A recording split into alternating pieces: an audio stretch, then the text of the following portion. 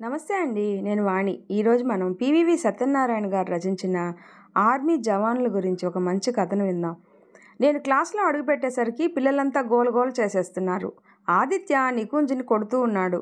నన్ను చూసి గప్చిప్ అయిపోయారంతా. ఏం జరిగింది? నికుంజ్ని ఎందుకు కొడుతున్నావు? ఆదిత్యని గదిమాను. నికుంజ్ ఈషా టిఫిన్ తినేశాడు టీచర్ అన్నాడు ఆదిత్య. అవును టీచర్, నికుంజ్ రోజు నా టిఫిన్ లాక్కొని తినేస్తాడు. వద్దంటే నన్ను కొడతాడు. చక్రాల్లాంటి కళ్ళను తిప్పుతూ చెప్పింది ఈషా. తెల్లగా బార్బీ బొమ్మలా ముద్దుగా ఉంటుంది. నిజమేనా? నికుంజ్ని అడిగాను. రోజు నువ్వు ఇంటి నుండి టిఫిన్ తెచ్చుకోవడం లేదా? తెచ్చుకుంటున్నాను, కానీ అది నాకు నచ్చడం లేదు. ఈషా తెచ్చే టిఫిన్ చాలా బాగుంటుంది టీచర్ అన్నాడు వాడు ఏమాత్రం బెదరకుండా. నవ్వొచ్చింది నాకు. ఆపుకొని, తప్పు కదూ, తన టిఫిన్ నువ్వు తినేస్తే పాపం ఈషా ఆకలితో ఉండదు అన్నాను. మాట్లాడలేదు వాడు. ఆదిత్య, నికుంజ్ టిఫిన్ లాక్కుంటే నాతో చెప్పాలి కానీ అలా కొట్టేయడమేనా అంటూ ఆదిత్యాన్ని మందలించాను. మరి మీరు లేకపోతేనో టీచర్ అమాయకంగా అడిగింది ఈషా. నేను వచ్చాక చెప్పాలి, మీలో మీరే కొట్టుకోకూడదు అన్నాను. ఓకే టీచర్ అంది బుద్ధిగా. యూకేజీ క్లాసు అది, అంతా 5 ఏళ్ల వయసు వాళ్లే. పైకి ఎంత అమాయకంగా కనిపిస్తారో అంతగానో అల్లరి చేస్తారు. చిచ్చర పిడుగులు. ఒక్క క్షణం నేను క్లాసులో లేకపోతే అది కిష్కిందే అవుతుంది. ఆ పసివాళ్ళని చూస్తే దేవుని తోటలోని సుమబాలల్లా అనిపిస్తారు నాకు. స్కూల్ యూనిఫామ్లో ముద్దుగా ఉంటారు. వాళ్ళు మాట్లాడుతుంటుంటే ముచ్చట గొలుపుతూ ఉంటుంది. అల్లరి మా వయసు హక్కు అన్నట్టు ఎప్పుడూ ఏదో ఒక అల్లరి చేస్తూనే ఉంటారు. ఆ పసివాళ్ళని చూస్తే నాకు నా బాల్యం గుర్తుకు వస్తూ ఉంటుంది. చిన్నప్పటి నుంచి బాగా చదువుకొని తరగతులన్నీ మంచి మార్కులతో పాస్ అయ్యేదాన్ని. 10వ తరగతిలో 97% మార్కులు వచ్చాయి నాకు. నేను డాక్టర్నో ఇంజనీర్నో కావాలి అన్నది నా తల్లిదండ్రుల ఆకాంక్ష. ఎంసెట్ పరీక్ష రాయమన్నారు, కానీ ఉపాధ్యాయురాలిని కావాలి అన్నదే నా ఆశయం. చిన్నప్పుడు బడి నుండి రాగానే చంకలో బ్యాగ్ తగిలించుకొని చేతిలో పుస్తకాలు పట్టుకొని టీచర్లాగా హాల్ అంతా తిరిగేదాన్నంట. బొమ్మలన్నింటినీ వరుసగా పెట్టి వాటికి పాఠాలు చెప్తూ టీచర్ ఆట ఆడేదాన్నంట. అప్పుడదంతా మురిపంగా చూసిన వారే ఇప్పుడు నేను టీచర్ని అవుతాను అంటే వ్యతిరేకించారు. అమ్మా నాన్నలే కాదు, హితులు సన్నిహితులు ఎందరో నా మనసు మార్చడానికి చాలా ప్రయత్నించారు. అంత మంచి మార్కులు తెచ్చుకున్నందుకు ప్రొఫెషనల్ కోర్సులు చేయమని ససేమిరా అన్నాను.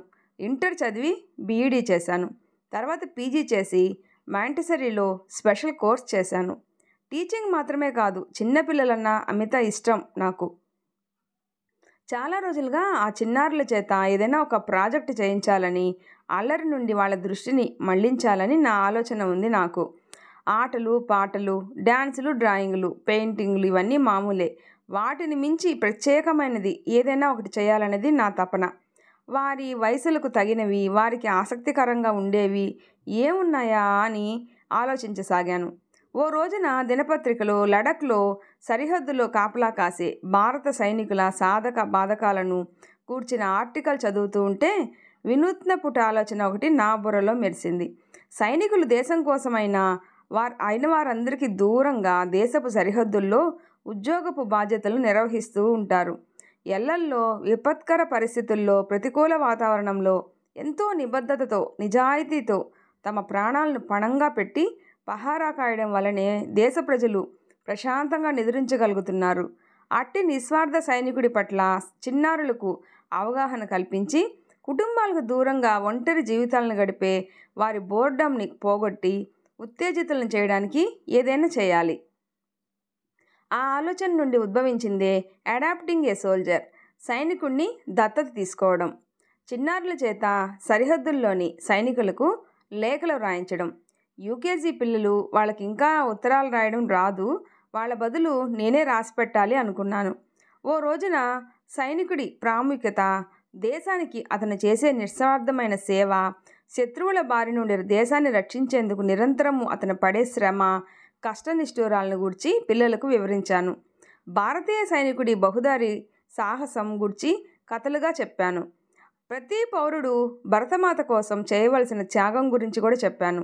ఆ వయసులో నేను చెప్పింది వాళ్లకు ఎంతవరకు అర్థమైందో నాకు తెలియదు, కానీ ఆసక్తిగా ఆలకించారంతా. చెప్పడం పూర్తయ్యాక శత్రువులను తరిమికొట్టడానికి మేం వెళ్తామంటూ ఒక్కొక్కరే చేతులు ఎత్తుతూ ఉంటే ఒళ్ళు పులకించిపోయింది నాకు. అందుకు ఇంకా బోలెడు సమయం ఉందని శ్రద్ధగా చదువుకొని బుద్ధిమంతులుగా ఎదగడమే వారి ప్రస్తుత ధ్యేయమని చెప్పాను. ఆ తర్వాత దేశానికి సేవ చేసే అవకాశం ప్రతి ఒక్కరికి లభిస్తుంది అన్నాను. వారి చేత సైనికులకు ఉత్తరాలు రాయిస్తాను అని చెప్పడంతో ఆనందంతో గెంతులు వేశారు అంతా. ముందుగా సరిహద్దుల్లో డ్యూటీ చేస్తున్న సైనికుల పేర్లు, చిరునామాలు సేకరించాలి. ఊళ్ళోని సైనిక సమాచార కేంద్రానికి వెళ్ళాను. సైనికుల సమాచారం ఎవరికి ఇవ్వకూడదు అని చెప్పేశారు. నేను పర్పస్ని వివరిస్తే నవ్వేశారు. అక్కడి నుంచి జిల్లా కేంద్రానికి వెళ్ళాను. అక్కడ చుక్కెదురే అయింది. అవన్నీ సైనిక రహస్యాలన్నీ ఎవరికి ఇవ్వకూడదని అన్నారు. అంతటితో ఊరుకోదలుచుకోలేదు నేను. రాష్ట్ర సైనిక సమాచార కార్యాలయానికి వెళ్ళాను. అడాప్ట్ ఏ సోల్జర్ అన్న నా ప్రాజెక్టు గురించి వివరించి కోరిన సమాచారాన్ని ఇవ్వవలసిందిగా అభ్యర్థించాను. నా ప్రతిపాదనను హర్షించినా ఆయా వ్యక్తుల అనుమతి లేకుండా వారి వివరాలు ఇవ్వడం కుదరదు అని స్పష్టం చేశారు. నాలోని ఉత్సాహమంతా ఆవిరైపోయింది. అంతలో నా స్నేహితురాలు భువన అమెరికా నుండి వచ్చింది. కాలేజీ ఫ్రెండ్స్ మేము. డిగ్రీ పూర్తయిపోగానే అది పెళ్లి చేసుకొని అమెరికా వెళ్ళిపోయింది. దాదాపు 3 ఏళ్ల తర్వాత కలుసుకుంటున్నాం మేము. పాత కబుర్లు, విశేషాలన్నీ ముచ్చటించుకుంటుంటే కాలమే తెలియలేదు మాకు. నా క్లాస్ గురించి, అందులోని చిన్నారుల గురించి, వారి కోసం నేను తలపెట్టిన ప్రాజెక్టు గురించి చెప్పుకొచ్చాను నేను. నా విఫల ప్రయత్నాల గురించి కూడా చెప్పాను. ఒక్కో చిన్నారి, ఒక్కో సైనికుడిని అడాప్ట్ చేసుకుంటే అటు సైనికులకు, ఇటు చిన్నారులకు కూడా మేలు జరుగుతుంది అన్నది నా ప్రగాఢ విశ్వాసం. కానీ నా ఆలోచనకు ఆదిలోనే హంసపాదు పడడం దురదృష్టకరం అన్నాను దిగులుగా. నీ ఆలోచన వినూత్నమైనదే కాక ఉన్నతమైనది కూడానే. మౌనిక, నువ్వు ఇంతగా నిరుత్సాహపడనవసరం లేదు. కానీ చీరప్, నా కజిన్ ఒకరు ఆర్మీలో ఉన్నాడు అంది భువన. అతని పేరు హర్ష. ఇంచుమించు నా వయసే ఉంటుంది. 5 ఏళ్ల క్రితం ఆర్మీలో జవాన్గా చేరాడు అతను. ఇప్పుడు హవిల్దార్ ర్యాంక్కి వచ్చాడు. ప్రస్తుతం జమ్మూ కాశ్మీర్లో డ్యూటీ. ముందుగా నన్ను పరిచయం చేస్తూ హర్షకు ఉత్తరం రాస్తాను అంది భువన. అతని నుండి జవాబు వచ్చాక నన్ను రాయమంది. అతని వివరాలు ఇచ్చింది నాకు.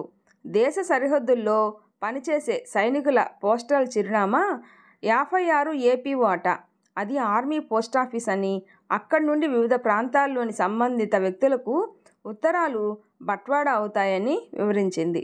భువన అమెరికా తిరిగి వెళ్ళిన కొద్ది రోజులకు దాని దగ్గర నుండి ఒక మెయిల్ వచ్చింది. హర్షకు తాను రాసిన ఉత్తరానికి జవాబు వచ్చిందని, స్కూల్ పిల్లలతో కలం స్నేహానికి కుతూహలం చూపుతున్నాడనిను, ఏనుగు అంబారి ఎక్కినంత సంబరమైపోయింది నాకు. వెంటనే ఉత్తరం రాశాను అతనికి. Care of 56 APOకి. 2 వారాల తర్వాత హర్ష నుండి జవాబు వచ్చింది. నా ఆలోచనను హర్షించడమే కాక నాకు అభినందనలు కూడా తెలిపాడు. నా కోరికను మన్నించి తన కొలీగ్స్ కొందరు పేర్లు, వివరాలు కూడా ఇచ్చాడు. ఒక్కో చిన్నారికి, ఒక్కో సైనికుడిని కేటాయించాను నేను. వారి తరపున నేనే లేఖలు రాసి వారి చేత సంతకాలు కూడా పెట్టించాను. ఆ ఉత్తరాలన్నింటినీ కవర్లో పెట్టి 56 APOకి స్వయంగా పోస్ట్ చేశాను. అంకుల్, దేశం కోసం పోరాడుతూ త్యాగాలు చేసే మీరు మా అందరికీ ఆదర్శం. సాధక బాధకాలకు ఓర్చి మీరు సరిహద్దుల్లో పహారా ఇస్తుంటే మేము ఇక్కడ సురక్షితంగా ఉండగలుగుతున్నాం. ఏం చేస్తే మేము మీ రుణం తీర్చుకోగలం? మన భూభాగంలోకి అక్రమంగా చొచ్చుకువచ్చే శత్రు ముష్కరులను తునుమాడే వేళ మమ్మల్ని గుర్తు చేసుకోండి. మేమంతా మీ వెనకే ఉన్నాము అని. మా ఆలోచనలు మీ వెంటే ఉంటాయని మర్చిపోకండి. ఇంచుమించు ఇలాగే సాగాయి ఉత్తరాలన్నీ. ఉత్తరం రాసిన చిన్నారి పేరు, వయసు, తరగతి, బడి, ఊరు వగైరాలను అందులో పేర్కొనడం జరిగింది. ఆ ఉత్తరాలతో పాటు ఒక్కో గులాబీ పువ్వును కూడా కవర్లో పెట్టడం జరిగింది. హర్ష పంపిన సైనికుల పట్టీలో తెలుగువారే కాక ఇతర భాషల వాళ్ళు కూడా ఉండడం విశేషం. తెలుగువారికి తెలుగులోను, హిందీ వారికి హిందీలోను, ఇతరులకు ఆంగ్లంలోనూ రాయడం జరిగింది. ముందుగా హర్ష నుండి జవాబు వచ్చింది ఈషాకి. అతను ఆ చిన్నారికి కలం స్నేహితుడు.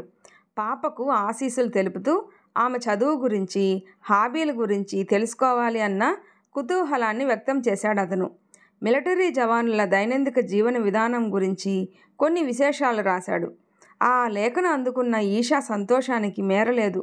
ఉత్తరాన్ని నా చేత పదే పదే చదివించుకుని పదిలంగా దాచుకుంది. కొద్ది రోజుల తేడాలో మిగతా చిన్నారులందరికీ కూడా జవాబులు వచ్చాయి. ఆ పూబాలలతో స్నేహానికి సైనికులు కనబరుస్తున్న ఉత్సుకత వాటిలో సుస్పష్టంగా కనిపించింది. పిల్లలు మళ్ళీ వాటికి బదులు రాశారు. ఈసారి నేను ఆ పసివాళ్ళు ఒక్కొక్కరి భావాలను, ఆలోచనలను అడిగి తెలుసుకొని మరీ రాయడం జరిగింది. ఉత్తరాలే కాకుండా తాము గీచిన బొమ్మలు, వేసిన పెయింటింగ్స్, గ్రీటింగ్స్, రాఖీలు, బహుమతులు ఎన్నో పంపించేవారు. నెలకో ఉత్తరమైన ఎక్స్చేంజ్ అయ్యేది వారి మధ్య.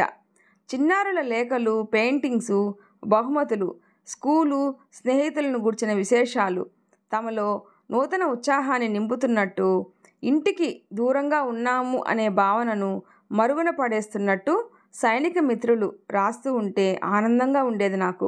తమ చిన్నారి స్నేహితులను ఎప్పుడెప్పుడు చూద్దామా అని తహతహలాడుతున్నట్లుగా సెలవుల్లో వచ్చినప్పుడు మా స్కూలుకి వచ్చి అందరినీ కలవాలని ఉవ్విళ్ళుడుతున్నట్లుగా రాసేవారు. ఇప్పుడు ఆ చిన్నారుల్లో ఒక గణనీయమైన మార్పు వచ్చింది. అల్లరి బాగా తగ్గిపోయింది. చదువుల్లో, ఆటల్లో చురుకుదనం హెచ్చింది. స్నేహం విలువ, దేశం పట్ల ప్రేమ, భక్తి, గౌరవాలు ఆ పిన్న వయసులోనే మదికి ఎక్కించుకున్నారు. సైనికులను ఉన్నతంగా ఊహించుకోనారంభించారు. తమ చిన్నారుల అడాప్టే సోల్జర్ ప్రాజెక్టు గురించి తెలుసుకున్న వారి తల్లిదండ్రులు నన్ను అభినందించారు. మా ప్రిన్సిపాల్ మేడం కూడా ఎంతో సంతోషించి ప్రోత్సహించారు. ఓసారి హర్ష నుండి చాలా ఆలస్యంగా వచ్చింది నాకు ఉత్తరం. ఈషాతో పాటు నేను అతనితో కాలం స్నేహం చేస్తున్నాను. ఉత్తరం చదువుతుంటే తెలియకుండానే నా కన్నులు వర్షించాయి. 2 వారాల క్రితం హర్ష ఉన్న సెక్టార్లో అర్ధరాత్రి వేళ సైనికులు మెరుపుదాడి చేశారు. మన సైనికులు వారిని విజయవంతంగా తరిమికొట్టారు. కానీ దురదృష్టవశాత్తు ఆ ఎన్కౌంటర్లో జవాన్ పరమేశ్వరన్ అమరుడయ్యాడు. పరమేశ్వరన్ తమిళనాడులోని తిరుచికి చెందినవాడు.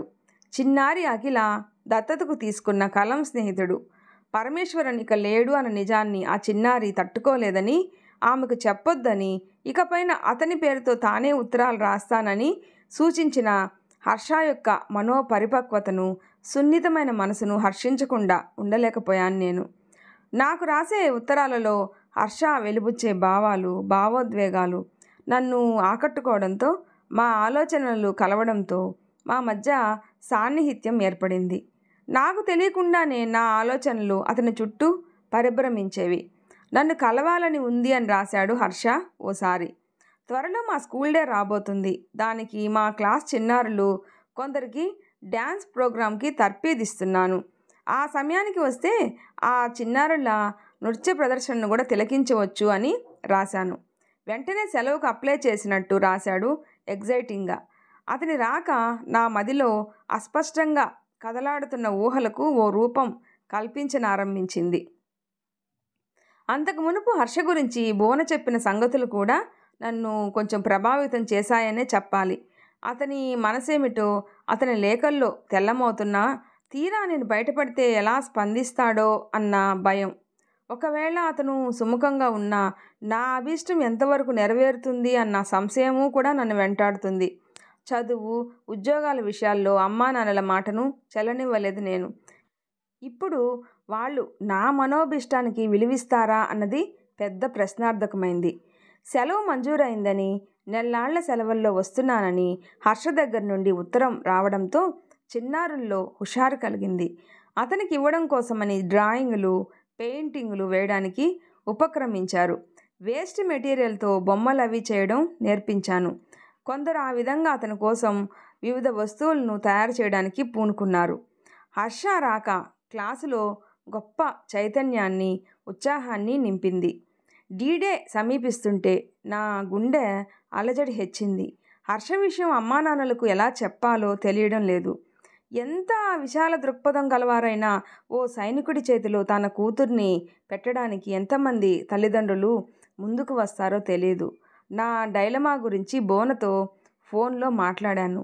హర్షను నేను ఇష్టపడుతున్నందుకు హర్షం వెలుబుచ్చింది. నాది సరైన నిర్ణయమేనంటూ నన్ను అభినందించింది. హర్ష వచ్చాక అతన్ని మా వాళ్ళకు పరిచయం చేసి నా మనసులోని మాటను చెప్పాలి అని నిర్ణయించుకున్నాను. వారం రోజుల్లో హర్ష వస్తున్నాడు. మొదట గుంటూరుకి వెళ్ళి తల్లిదండ్రులను కలిసి స్కూల్ డే నాటికి మా ఊరు వస్తున్నట్టు రాశాడు. ఇంటికి రాగానే నాకు ఫోన్ చేస్తాను అన్నాడు. అతని స్వరం వినాలని నా మనసు తహతహలాడింది. అంతలోనే అందింది ఆశనిపాతం లాంటి ఆ వార్త. హర్ష సెలవుల్లో బయలుదేరుతున్న రోజు తెల్లవారుజామున పూంచ్ సెక్టార్లో భారత సైనిక శిబిరం పైన 4 ఉగ్రవాదులు గ్రైనేడ్స్తో మెరుపు దాడి చేశారు. ఎదురు కాల్పుల్లో భారత జవాన్లు 2 ఉగ్రవాదులను హతమార్చగలిగినా మిగిలిన 2 బాలికల సాంఘిక సంక్షేమ గృహంలో తలదాచుకున్నారు. ఆ గృహాన్ని చుట్టుముట్టిన సైనిక ప్రాంతీయ పోలీస్ బలగాలపైన కాల్పులు జరపనారంభించారు. లోపల ఉన్న బాలికల రక్షణ దృష్ట్యా బలగాలు సంయమనం పాటించవలసి వచ్చింది. ఆ సంఘటనతో తన ప్రయాణాన్ని వాయిదా వేసుకున్న హర్ష ధైర్య సాహసాలతో ఒంటరిగా ఆ గృహంలోకి ప్రవేశించాడు. ఉగ్రవాదులపైకి లంఘించాడు. వారి నడుమ జరిగిన తీవ్ర ఘర్షణలో ఉగ్రవాదులు హతమారిన హర్షకు బాగా తీవ్ర గాయాలయ్యాయి. ఆసుపత్రిలో చికిత్స పొందుతూ తుది శ్వాస వదిలాడు. గొప్ప షాక్కే గురయ్యాను నేను. ఆ వార్త నా నవనాడులను కృంగదీసింది. నా మెదడు మొద్దుబారిపోయింది. కంటి వెంట చుక్క నీరు కూడా రాలేదు. 2 రోజుల్లో హర్ష భౌతిక కాయం అతని ఇంటికి చేరుకుంటుంది అని తెలిసి గుంటూరుకి వెళ్ళాను. బంధుమిత్రుల అశ్రు నివాళుల మధ్య మిలిటరీ లాంఛనాలతో హర్ష అంత్యక్రియలు జరుగుతూ ఉన్నాయి. అతన్ని ఆ విధంగా కలుసుకుంటానని కలలోనైనా ఊహించలేదు నేను. అతని ధైర్య సాహసాలు, దేశభక్తి నా మదిని గర్వంతో ఉప్పొంగిస్తున్నాయి. తెల్ల చీరలో చెదిరిన బొట్టుతో అతని పార్థివ దేహాన్ని చూస్తూ ఉండిపోయాను. నిస్తేజంగా, నిస్పృహగా. ఒకరినొకరం చూసుకోకుండానే మనసులు పెనవేసుకున్న బంధం మాది. హర్ష భౌతికంగా దూరమై ఉండొచ్చును, కానీ నా మనసులో అతని స్థానం సుస్థిరంగా ఉంటుంది. దాన్ని వేరెవరూ ఆక్రమించుకోలేరు. ఆ అమర స్నేహితుడి స్మృతులతో, అతను రాసిన ఉత్తరాలతో సహజీవనం చేయడం మినహా ఏం చేయగలను నేను? ఈ స్టోరీ మీకు నచ్చినట్లయితే ప్లీజ్ లైక్ చేసి షేర్ చేయండి, సబ్స్క్రైబ్ చేసుకోండి. స్టోరీ ఎలా ఉందో తప్పకుండా కామెంట్ చేయండి. Thanks for listening.